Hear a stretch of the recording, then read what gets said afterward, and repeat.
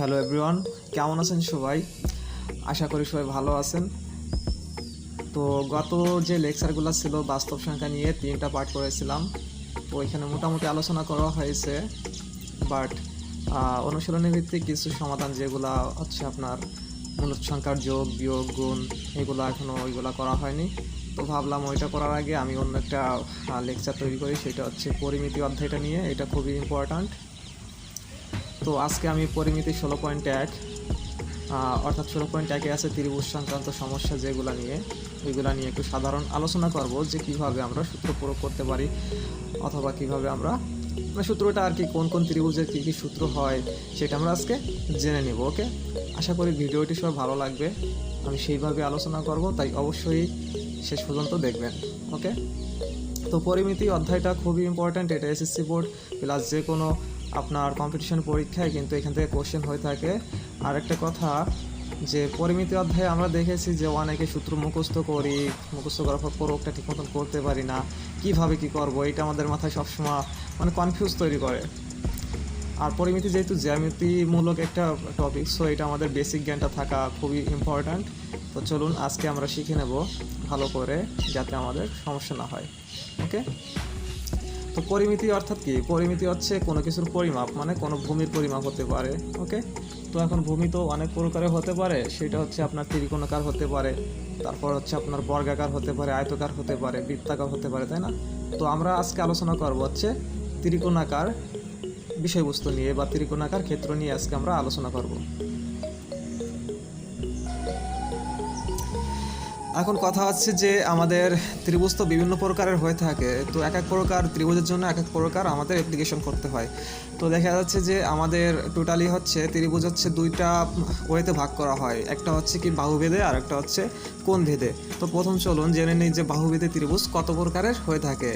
আমরা জানি যে বাহুভেদে হচ্ছে 3 প্রকারের হয়ে থাকে, তাই না? তো চলুন আমরা একটু বাস্তব ক্ষেত্রে এইভাবে দেখিয়ে নিই, ওইটা আগে থেকে বলবো না। তো মনে করেন আপনাকে 3টা বাহু দেওয়া হয়েছে, দেখতে পাচ্ছেন এখানে ABC 3টা বাহু দেওয়া আছে, যেগুলা একটা অপরটা থেকে ভিন্ন, অসমান। তো এই 3টা বাহু দিয়ে আপনাকে একটা ত্রিভুজ অঙ্কন করতে বলবে। তখন আপনি কি করবেন? অবশ্যই যে ত্রিভুজটা অঙ্কন করবেন সেটা দেখতে এরকম হবে। ওকে, তো আমি এখানে দেখেন, আমি এখানে সব থেকে যে বড় যে বাহুটা আছে সেটা নিচে, আর যে দুটা আছে ছোটটা হচ্ছে একদম প্রথমে, আর এটা হচ্ছে এখানে নিচে। তো এই যে আমি 3টা বাহু দ্বারা একটা ক্ষেত্র পাইছি, তাই না? যে ক্ষেত্রটা পাইছি একটা ত্রিভুজ ক্ষেত্র। এখন এই ত্রিভুজ ক্ষেত্রের নামকরণ হচ্ছে কি, নামকরণ করা হবে এই বাহুর উপর ভিত্তি করে। অ্যাকচুয়ালি এখানে বাহুগুলা কি ছিল? সবগুলো অসমান ছিল না? যেহেতু সবগুলো অসমান ছিল, সো এই আমাদের ক্ষেত্রটির নাম হচ্ছে বিষম বাহু ত্রিভুজ, বিষম বাহু ত্রিভুজ। ওকে, তার মানে কি, যে ত্রিভুজের আমাদের 3টি বাহুর মান কি হবে? 3টি বাহুর মান হচ্ছে অসমান, সেই ত্রিভুজ ক্ষেত্রটিকে আমরা বলতে পারি বিষম বাহু ত্রিভুজ। ওকে, তো এখন বিষমবাহু ত্রিভুজের ক্ষেত্রে ক্ষেত্রফল কি কি হতে পারে, বা ক্ষেত্রফল, তারপর হচ্ছে আপনার পরিসীমা কেমন হতে পারে। ওকে, চলুন দেখে নেই। তো প্রথমে দেখেন, আমি 1 নম্বর যে সূত্রটা লিখেছি এখানে বলেছি যে ত্রিভুজের 3টি বাহুর দৈর্ঘ্য জানা থাকলে সেই ত্রিভুজের ক্ষেত্রফল, বা যে কোনো ত্রিভুজের ক্ষেত্রফল হচ্ছে কি হবে? √S × S - A S - B S - C। ওকে, যে কোনো ত্রিভুজের আপনি যদি 3টি বাহুর মান জানা থাকে আপনার, তাহলে সেই ত্রিভুজের ক্ষেত্রফল হবে √S × S - A S - B S - C। আর এইটা যেহেতু খেয়াল করেন, যেহেতু এখানে 3টি বাহু ছিল অসমান, আর 3টি বাহুর ক্ষেত্রে আমরা এটা জানি, সো এটার ক্ষেত্রফল হচ্ছে কি এইটা।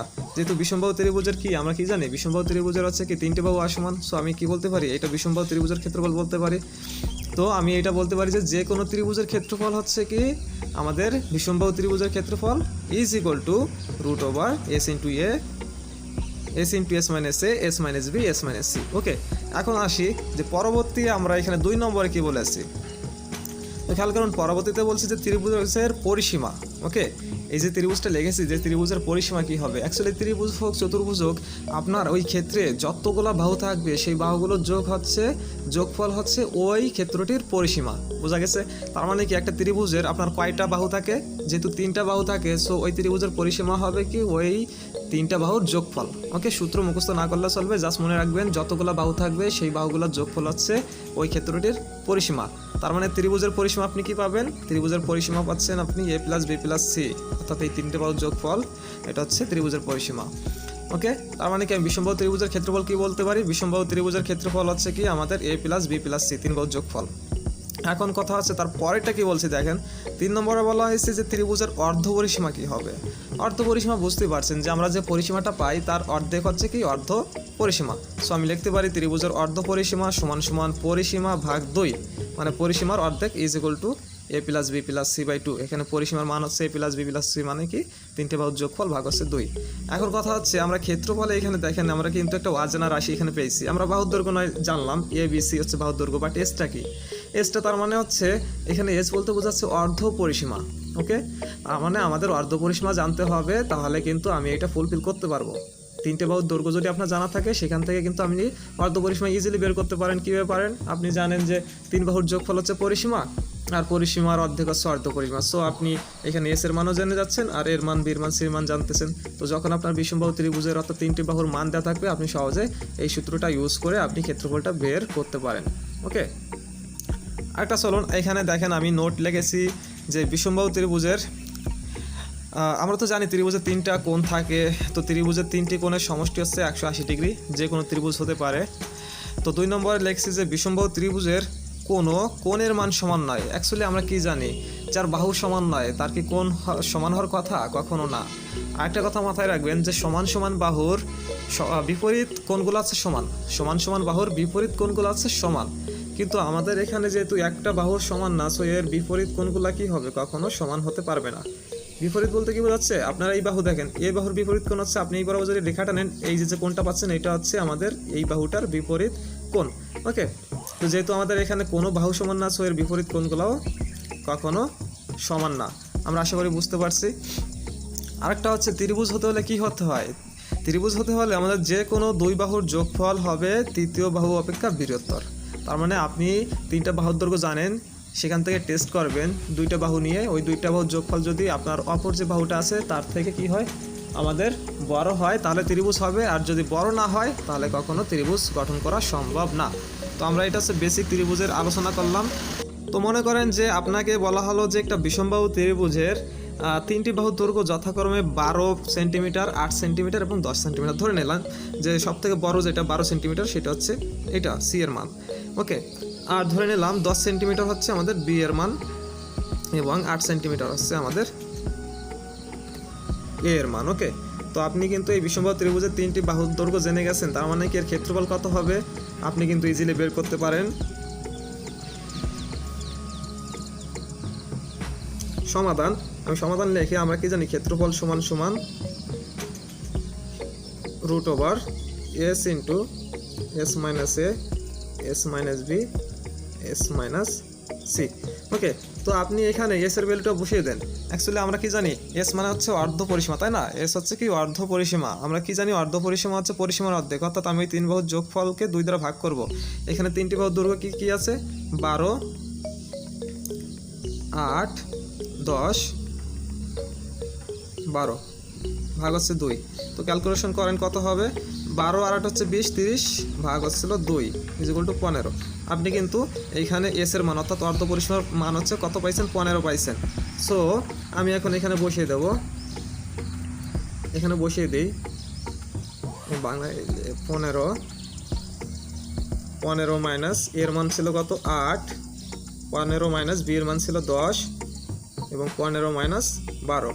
তো এটাকে ক্যালকুলেশন যদি আমরা করি, 15 গুণ 7 গুণ 5 গুণ 3। ওকে, তো এরকম পাচ্ছি। এখান থেকে যদি আপনি ক্যালকুলেশন করেন তাহলে আপনার মান চলে আসবে 39.68 বর্গ সেন্টিমিটার। আশা করি বুঝতে পারছেন যে এটা কীভাবে বের করতে হবে। যদি আমরা কোনো ত্রিভুজের 3টি বাহুর মান জানা থাকে, সেখানে আমরা হচ্ছে কি আমাদের প্রথম কাজ হচ্ছে অর্ধ পরিসীমা বের করা। অর্ধ পরিসীমা বের করে সূত্রে ওই মানটা বসিয়ে দিতে হবে, তাহলে আমরা কি পাবো? আমরা ত্রিভুজের ক্ষেত্রফল পেয়ে যাব। তো আমাদের দ্বিতীয় নম্বর বাহুভেদে আমরা বিষমবাহু ত্রিভুজ সম্পর্কে জানতে পারছি। এখন চলে যাব সমবাহু ত্রিভুজের ক্ষেত্রে। মনে করেন আপনাকে 3টি সমান বাহু দেওয়া হলো। ওকে, 3টি সমান বাহু দেওয়ার পর আপনাকে একটা ত্রিভুজ অঙ্কন করতে বললো, তখন আপনি কি করবেন? তখন নিশ্চয়ই আপনার যে ত্রিভুজটা আপনি আঁকবেন সেটা অবশ্যই কী হবে? তার 3টি বাহু সমান থাকবে। ধরলাম যে এখানে খেয়াল করেন এই 3টি বাহু সমান, তার মানে আমার প্রথম যে এ হবে, ধরলাম এইটার নাম হচ্ছে কি, এটা হচ্ছে এ। তো আমাদের দ্বিতীয় বাহুটা কিন্তু এ হতে হবে, তাই না? কারণ কি আমাদের যেহেতু সবগুলো বাহু সমান, সো আমার কি হবে, এটা যদি এ হয় এইটা এ হবে এবং এটাও এ হবে। এখন কথা হচ্ছে তার মানে কি, আমি ধরলাম এইটাও এ হবে, এইটাও এ হবে, এইটাও এ হবে। ওকে, তো আপনি তো জানেন যে এর ক্ষেত্রফল কি হবে। আমরা তো জানি যে কোনো ত্রিভুজের যদি তিনটি বাহুর দৈর্ঘ্য জানা থাকে তার ক্ষেত্রফল কি হয়, √s × a s - b s - c। এটা আমরা জানি না। তো এখন কথা হচ্ছে এখানে খেয়াল করুন, বি এবং সি এর পরিবর্তে আমি কি এ বসাতে পারি কিনা, কারণ এখানে বাহু কী ছিল, তিনটে বাহু ছিল আমাদের এ। তার মানে আপনি ধরলেন এর মান এ, বির মানও এ এবং সির মানও এ, তাই না? যেহেতু তিনটি বাহু সমান, সো আমি এখানে বি এর পরিবর্তে এ লিখতে পারি, সি এর পরিবর্তেও এ লিখতে পারি। তো এটাকে যদি আমি ক্যালকুলেশন করি, খেয়াল করেন এখানে এস এর ভ্যালু কী হবে, তাহলে এস এর ভ্যালু হচ্ছে আমাদের, এস এর ভ্যালু হচ্ছে কি, এস হচ্ছে অর্ধপরিসীমা। অর্ধপরিসীমা কার অর্ধেক, পরিসীমার অর্ধেক। মানে পরিসীমা হচ্ছে তিন বাহুর সমষ্টি। যেহেতু আমাদের এখানে a + b + c = আমরা কি লিখতে পারি, a + a, কারণ কি এখানে তিনটি বাহু সমান, সো আমি সবগুলো বাহুর দৈর্ঘ্য এ নিব। তো এই তিনটা যোগ করলে আমি কি পাচ্ছি, 3a পাচ্ছি। তো এই 3a এটা ছিল পরিসীমা, এই পরিসীমার অর্ধেক হবে কি, অর্ধপরিসীমা। তার মানে আমি এখানে যদি ফুলফিল করতে হয়, এস এর মানটা বসিয়ে দেবেন, এস এর ভ্যালু হচ্ছে 3/2, এখানে বসিয়ে দেন, এস এর ভ্যালু এখানে বসিয়ে দেন, আর এইগুলো থাকবে, ঠিক আছে? যদি আমরা করি, এটা থেকে আমরা কি পাচ্ছি, এটা থেকে পাবো আমরা রুটের মধ্যে পাচ্ছি 3a⁴ / 16। তো এখন খেয়াল করুন, আমরা যদি বর্গমূল করি, তার মানে 3কে বর্গমূল করা যায় না, যা আছে তাই থাকবে √3। 16কে বর্গমূল করলে হচ্ছে 4, সেটা আমরা এই যে মানে 4 হচ্ছে একটা এভাবে দেখালাম। আর এখানে a⁴ আছে, তার মানে কি আমাদের এখানে জোড় সংখ্যক পাওয়ার আছে, এটাকে যদি আমরা বর্গমূল করে দিই আমাদের a² চলে আসে, তাই না? কারণ আমরা কি জানি, a4কে লেখা যায় কি, a² × a², যেহেতু আমাদের এরকম হবে, খেয়াল করুন a⁴। তার মানে এখান থেকে আপনি কি পাচ্ছেন, a² এরকম পাচ্ছেন। তো এইটাকে যদি আমি করি, তার মানে a² এবং রুটটা চলে যায়, শুধু থাকে কি a²। ওকে, তার মানে কি a⁴ এর পরিবর্তে আমি লিখতে পারি a²। এই যে আমি খেয়াল করুন, আমি যে কোনো ত্রিভুজের ক্ষেত্রফলে আমি সমবাহু ত্রিভুজের বাহুর দৈর্ঘ্যগুলো যখন বসিয়ে দিলাম, তখন আমি কি পাচ্ছি, সংক্ষিপ্ত একটা ফলাফল পাচ্ছি না, কি পাচ্ছি, √3/4 × a²। আর এইটাই হচ্ছে আমাদের সমবাহু ত্রিভুজের ক্ষেত্রফল। আশা করি সমবাহু ত্রিভুজের ক্ষেত্রফল আমরা কোনটা লিখবো, আমরা কোনটা দিয়ে বের করবো। আমরা চাইলেই এই ত্রিভুজে সবগুলো বাহুর মান একই বসিয়ে দিতে পারি, সেখান থেকে ক্যালকুলেশন করলে আমি সমবাহু ত্রিভুজের ক্ষেত্রফলের মান পেতে পারি। অথবা যে কাজটা করব, আমি যে সংক্ষিপ্ত রূপটা পাইছি √3/4 × বাহুর স্কোয়ার, বাহু বলতে এখানে এ বলতে কি বোঝাচ্ছে, এখানে এ বলতে হচ্ছে আপনার যে কোনো একটা সমবাহু ত্রিভুজের বাহুর দৈর্ঘ্য। ওকে, তার মানে আপনি এখানে এর ভ্যালুটা বসিয়ে দিলে আপনি সমবাহু ত্রিভুজের ক্ষেত্রফল পেয়ে যাবেন।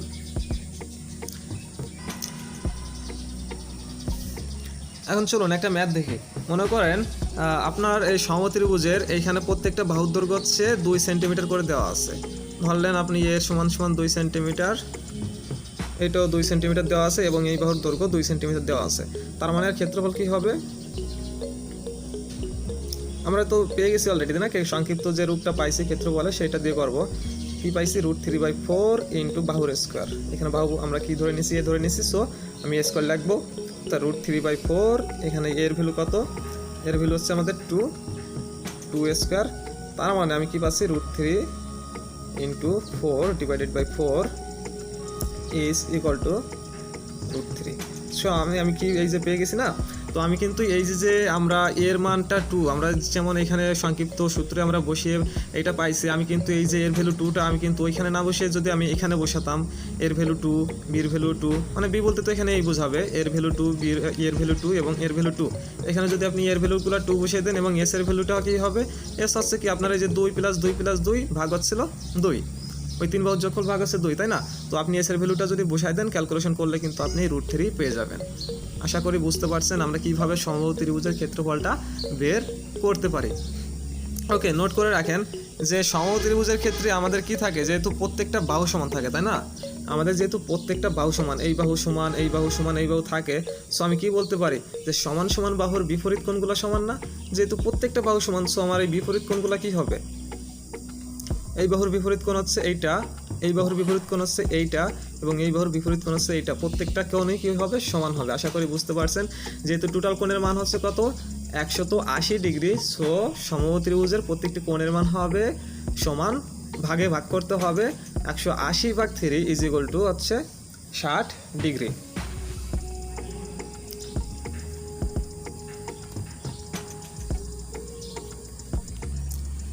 ওকে, তো চলুন এখন আমরা জেনে নেব যে আপনাকে মনে করেন যে এবার সমান সমান দুইটা বাহু দিয়ে এবং একটা অসমান বাহু দিয়ে বললো একটা ত্রিভুজ অঙ্কন করতে, দেন আপনি কি করবেন? তখন আপনি যে ত্রিভুজটা অঙ্কন করবেন সেটা কিন্তু এরকম হবে। মনে রাখবেন, যদি এরকম হয় আপনি বড় বাহুটাকে নিচে নেবেন আর সমান সমান যে দুইটা বাহু আছে সেই দুইটা নেবেন দুই পাশে। ওকে, তো আপনার এইটার নামকরণ কি হবে খেয়াল করুন তো। যেহেতু এখানে দুইটা বাহু সমান থাকে, এই দুইটা বাহু সমান আর একটা অসমান, সো আমি এই দুইটা বাহুর উপর ভিত্তি করে নামকরণ করতে পারি সমদ্বি, মানে যার দুই বাহু সমান। সমদ্বিবাহু অর্থাৎ যার দুই বাহু সমান, অর্থাৎ যার দুই বাহু সমান থাকে, যে ত্রিভুজের দুই বাহু সমান থাকে তাকে কি বলা হয়? সমদ্বিবাহু ত্রিভুজ বলা হয়। আশা করি বুঝতে পারছেন। তো এখন বাহুর নামকরণ করি। মনে করেন প্রথম বাহুটাকে এ দিলেন, তার মানে কি দ্বিতীয়টা তো এ হবে, কারণ এই দুইটা বাহু সমান নিয়েছেন, সো আমি এইটাও এ নিব। আর এটা যেহেতু অসমান, সো এটা আমরা এ নিতে পারবো না, এটা বি নিলাম। তার মানে এটা হচ্ছে বি, এই দুইটা হচ্ছে সমান সমান বাহু হচ্ছে এ। তো এইটার ক্ষেত্রফল কি হবে? আমরা তো জানি যে যে কোনো ত্রিভুজের ক্ষেত্রফল হচ্ছে √s into s minus a s minus b s minus c। ওকে, তো আপনি হচ্ছে কি এখানে দুইটা আমাদের এখানে সূত্রের মান বসাই দিবেন। এখানে এর ভ্যালু বসাবেন a, আর b এর ভ্যালু স্থানে আপনি কি বসাই দেবেন? আপনি এখানে বি বসাইতে পারেন এবং সি এর ভ্যালুর পরিবর্তে আপনি বসাবেন এ, কারণ কি আপনি জানেন অলরেডি যে দুইটা বাহুর মান হচ্ছে কি এ হবে, মানে সমান হবে, এবং একটা হচ্ছে অসমান হবে।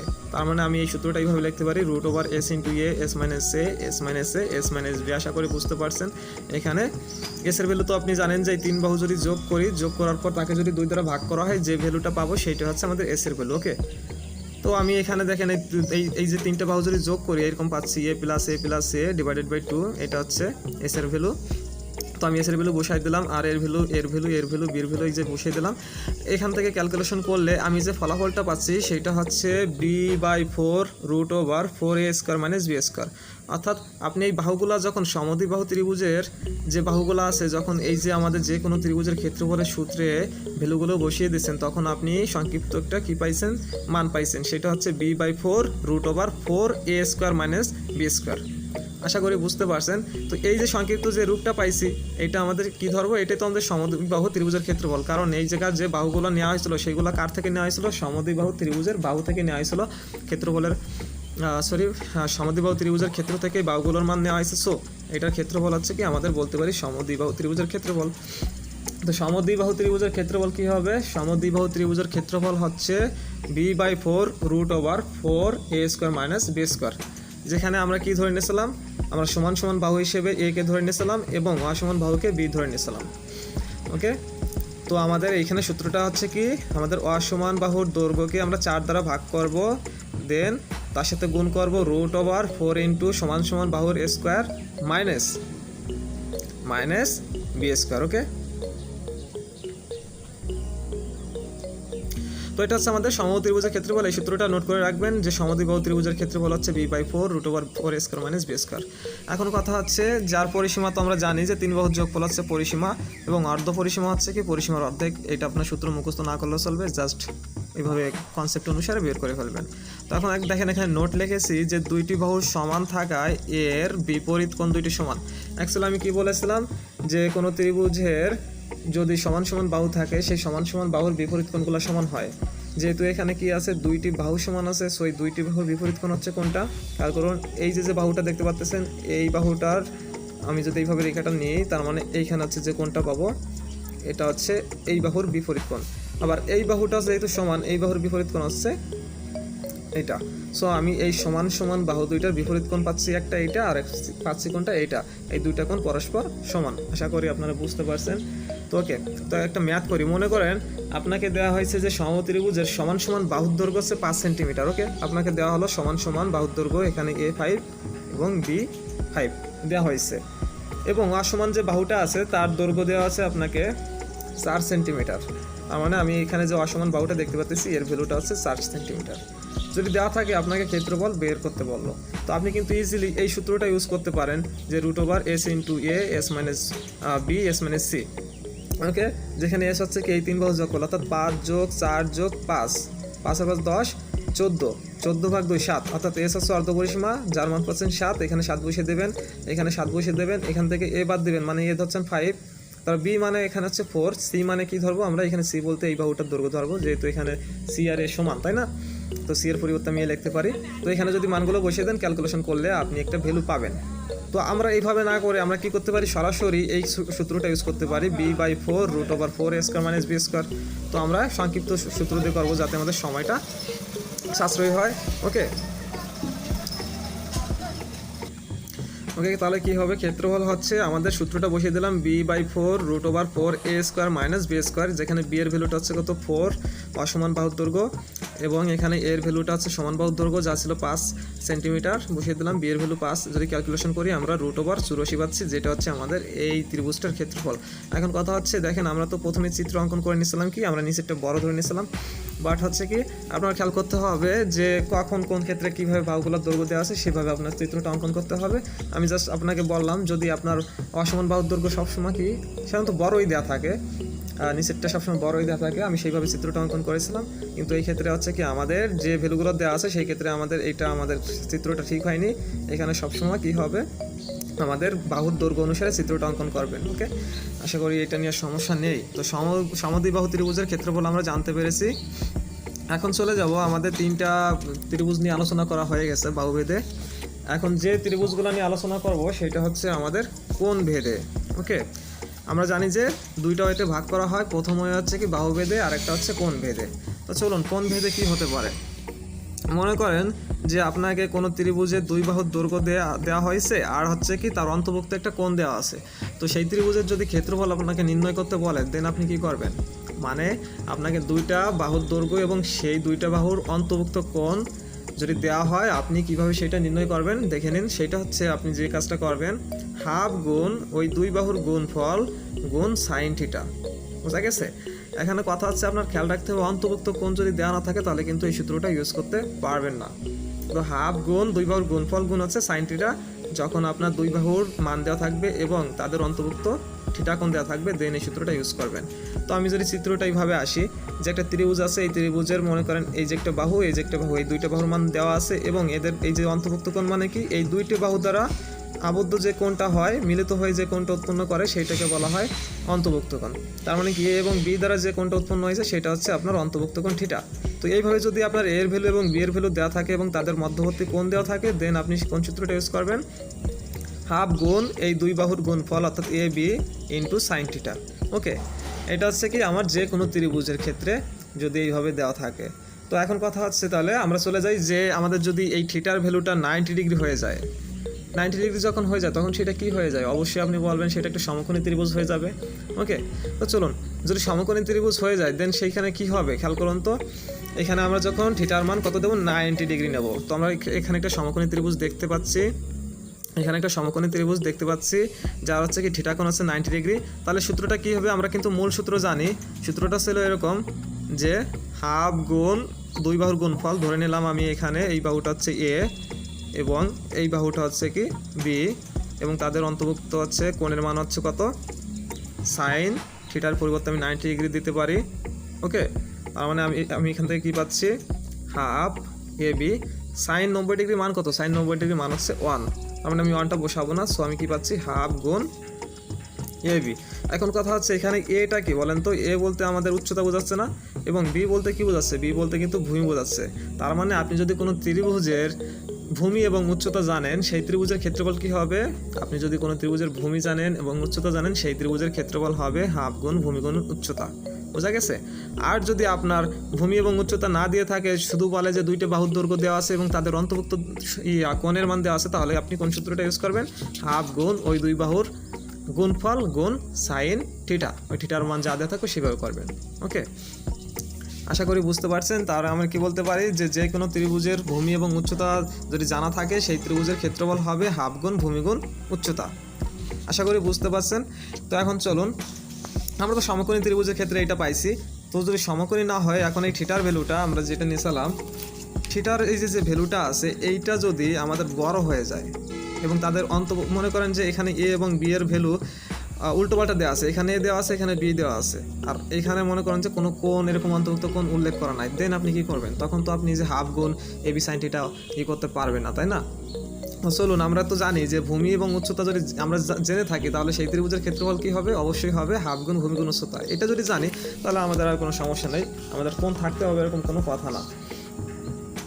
ওকে, তো ধরেন আমি কি করলাম, এই যে একটা ত্রিভুজ নিলাম, দেখতে পাচ্ছেন যে এখানে ত্রিভুজগুলো আছে যে অন্তর্ভুক্ত যেখানে কোণগুলো আছে, কোণগুলো কেমনভাবে আছে, অবশ্যই 90 ডিগ্রি থেকে কি আছে আমাদের কম আছে। এই পাশ থেকে যদি কাউন্ট করেন 90 ডিগ্রি থেকে কম, এখান থেকে হচ্ছে 90 ডিগ্রি থেকে কম, তার মানে কি এটা একটা সূক্ষ্মকোণী ত্রিভুজ। আর সূক্ষ্মকোণী ত্রিভুজের ক্ষেত্রফল কীভাবে বের করবেন আপনি? সূক্ষ্মকোণী ত্রিভুজের ক্ষেত্রফলের তো আপনি কোনো ভূমি জানেন বা উচ্চতা জানেন না, কারণ ভূমি বলতে তো এই নিচেরটাই বলা হয়। তার মানে কি আপনার উচ্চতা জানা নেই। একটা সূক্ষ্মকোণী ত্রিভুজের কি উচ্চতা আছে? নেই। একমাত্র সমকোণী ত্রিভুজের ক্ষেত্রে উচ্চতা পাওয়া যায়। তো আপনার যদি উচ্চতা না জানা থাকে, ভূমি না জানা থাকে, তাহলে কি আপনি ওই ত্রিভুজের ক্ষেত্রফল বের করতে পারবেন? কখনো পারবেন না। তাহলে আপনার প্রথম কাজ হচ্ছে কি, আমার প্রথম কাজ হচ্ছে যে দেখেন তো এই ভূমির যে বিপরীত শীর্ষবিন্দু এইটা থেকে আমি ভূমির উপর কি একটা লম্ব অঙ্কন করতে পারি কিনা? আমি কিন্তু চাইলে একটা লম্ব অঙ্কন করতে পারি।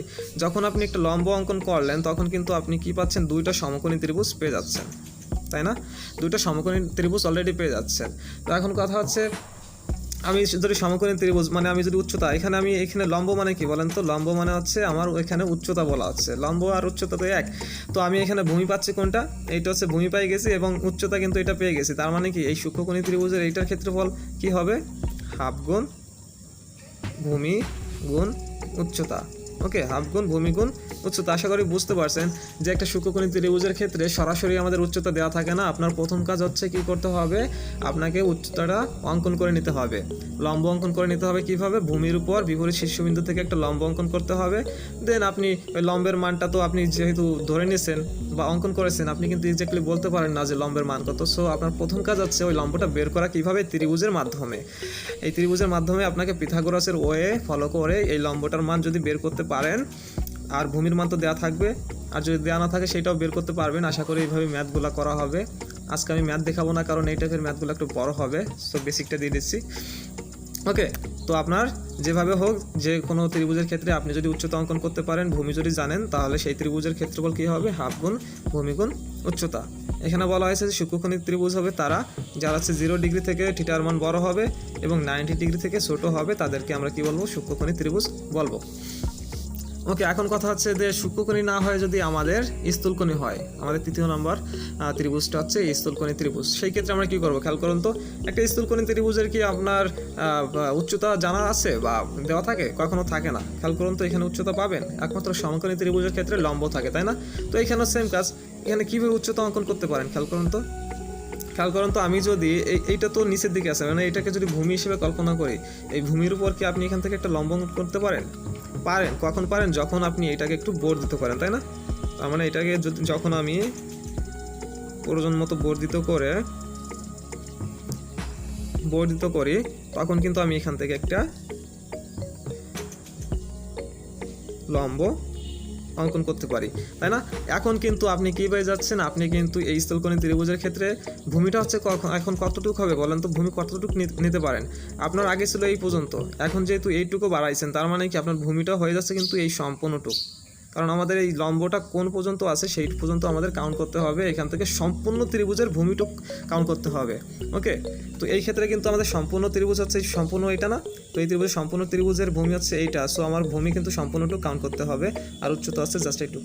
আর এখন কিন্তু ভূমি কিন্তু এইটুক না, এখন কিন্তু ভূমি কিন্তু সম্পূর্ণটুক, এই ত্রিভুজটা পুরোটুক কল্পনা করতে হবে। সো আমার এই ভূমিটুক যদি জানা থাকে, যতটুকু বৃদ্ধি করেছেন, তো এইটুকুর বৃদ্ধি তো আপনার বের করে নিতে হবে, তাই না?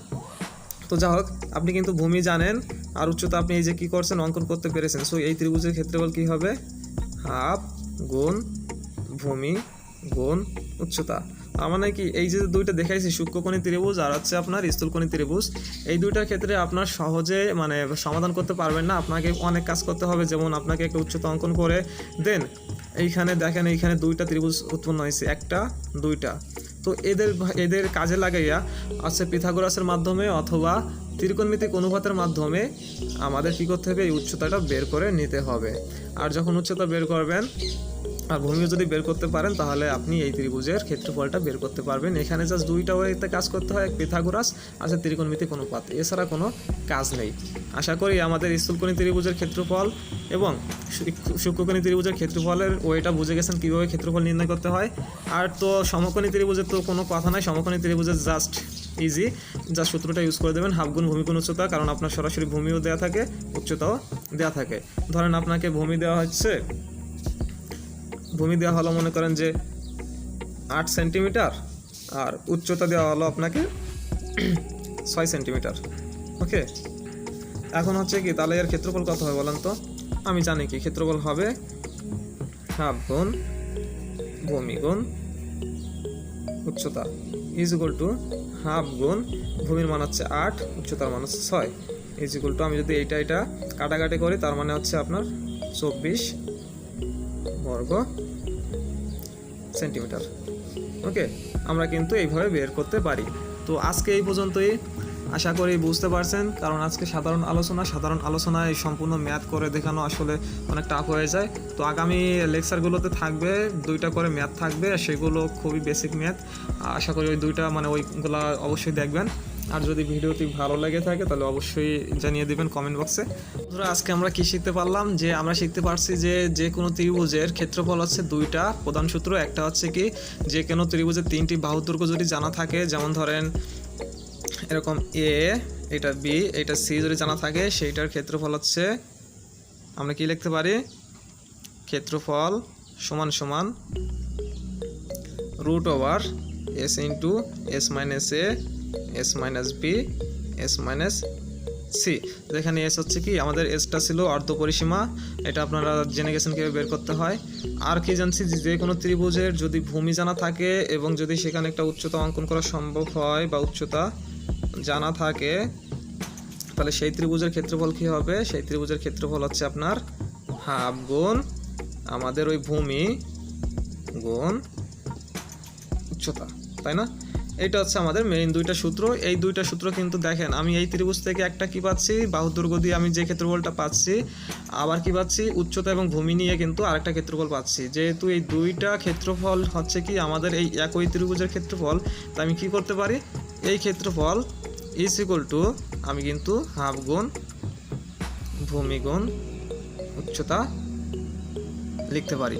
আশা করি বুঝতে পারছেন। তো সবাই ভালো থাকবেন, আর আমার জন্য সবাই দোয়া করবেন যাতে আপনাদের জন্য ভালো কিছু করতে পারি। ওকে, আচ্ছা সবাই ভালো থাকবেন। ওকে, বাই।